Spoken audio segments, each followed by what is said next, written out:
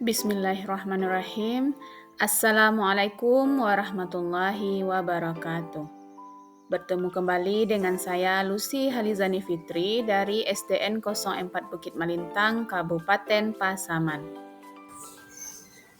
Baik, pada pertemuan kita kali ini kita akan membahas pelajaran pendidikan agama Islam dan budi pekerti pada jenjang kelas 4 SD fase B semester 2, yang mana yang akan kita pelajari pada kali ini dimulai dari bab yang pertama, yaitu mari mengaji dan mengkaji surat At-Tin dan hadis tentang silaturahmi. Nah, kemarin kita sudah mempelajari tentang membaca, menulis, serta menghafal surat At-Tin.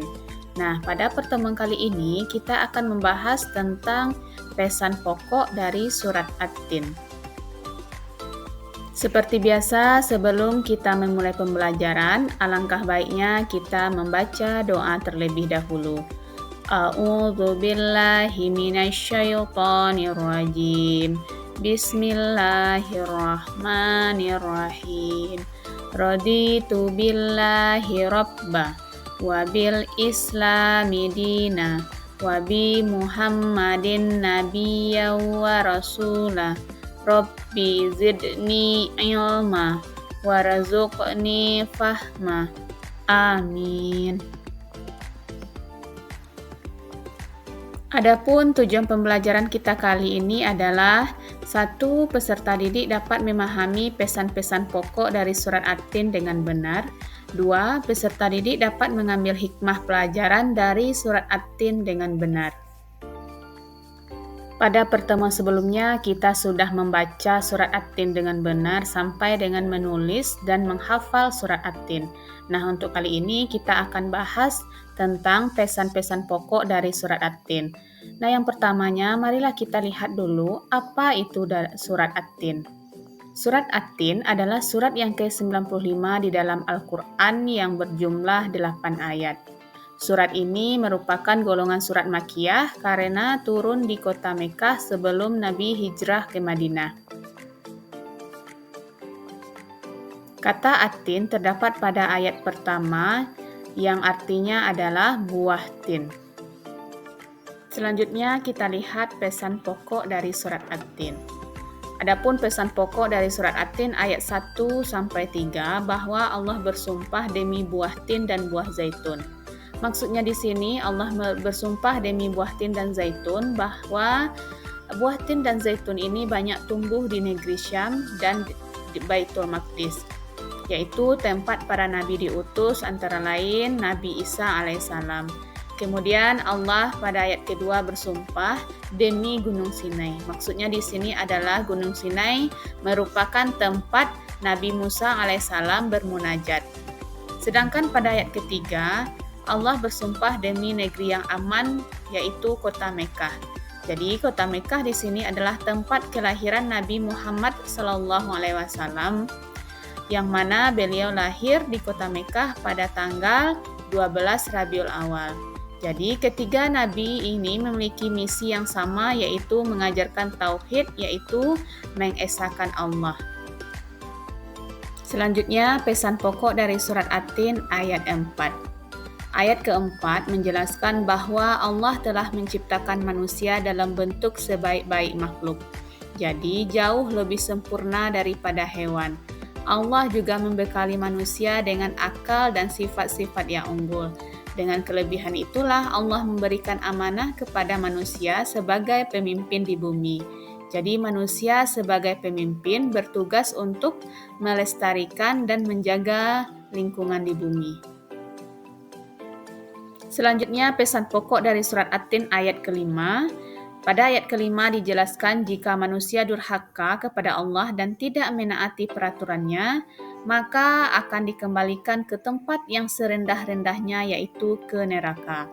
Jadi tubuh yang sempurna kita miliki tadi yang sudah dibekali oleh Allah dengan akal fikiran, jika kita durhaka, maka itu tidak akan menyelamatkan manusia dari azab Allah.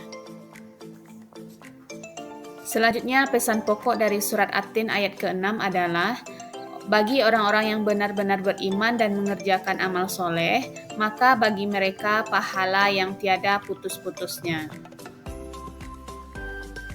Sedangkan pada ayat ke-7 dijelaskan bahwa Allah Subhanahu wa taala menciptakan manusia dengan bentuk yang sempurna melalui berbagai tahap mulai dari bayi, anak, kemudian menjadi remaja, dewasa, tua hingga meninggal dunia. Nah, itu merupakan bukti yang paling jelas tentang kekuasaan Allah Subhanahu wa taala, bahwa Dialah yang Maha Kuasa untuk membangkitkanmu dari kematian. Maka apa yang menyebabkanmu mendustakan agama atau tentang hari pembalasan itu setelah adanya keterangan-keterangan itu? Selanjutnya marilah kita lihat pesan pokok dari surat At-Tin ayat terakhir, yaitu ayat ke-8. Jadi ayat 8 menjelaskan bahwa sebagai umat manusia janganlah kita mengira bahwa Allah menciptakan manusia itu secara sia-sia. Karena Dia akan memberikan putusan dengan adil, yaitu akan memberi pahala bagi orang yang beriman dan beramal soleh, dan akan memberikan hukuman atau akan dimasukkan ke neraka jika orang itu durhaka kepada Allah. Itulah pesan-pesan pokok dari surat At-Tin ayat 1 sampai 8. Semoga dengan pesan pokok tadi dapat kita ambil manfaat mempelajari surat At-Tin. Adapun manfaat yang dapat kita pelajari dari surat At-Tin yang pertama, sebagai rasa syukur kepada Allah karena Allah sudah memberi kita anggota tubuh yang lengkap. Artinya di sini kita dituntut untuk menghargai tubuh, akal, hati yang sempurna sebagai anugerah dari Allah.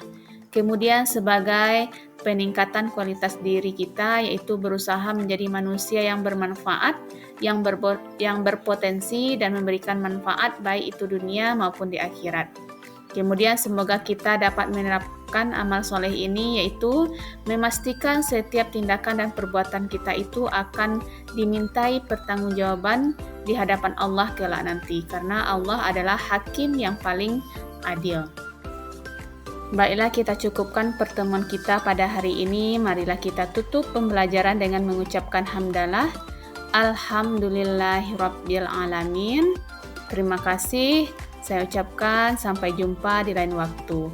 Akhir kata, Assalamualaikum warahmatullahi wabarakatuh.